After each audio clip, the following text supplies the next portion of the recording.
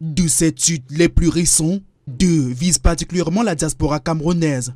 Paul Biya lance un appel aux fils et filles du Cameroun, où qu'ils se trouvent à travers le monde, à mettre davantage leurs talents, leurs capacités et leurs expériences au service de l'émergence du pays. Le chef de l'État n'en est pas à la première main tendue, pourtant, elle suscite des interrogations au sein de la diaspora. Le paradoxe est flagrant. D'un côté, on sollicite la diaspora pour ses compétences, ses moyens financiers, son réseau international, alors que de l'autre, on continue de lui refuser la pleine citoyenneté. Un peu comme si elle représentait une menace plutôt qu'une opportunité. À chaque année électorale, le sujet sur la main tendue à la diaspora apparaît. Les promesses fallacieuses sur la double nationalité ressurgissent et l'intérêt à la diaspora est accentué. C'est comme si on veut quelque chose d'un enfant qu'on ne reconnaît pas. Observateurs, hommes politiques, société civile, presque tous s'accordent que cette mise à l'écart systématique est politiquement justifiée. Ce verrou avait été institué pour tenir au loin les UPCistes à une époque. Mais c'est le verrou de la double nationalité aujourd'hui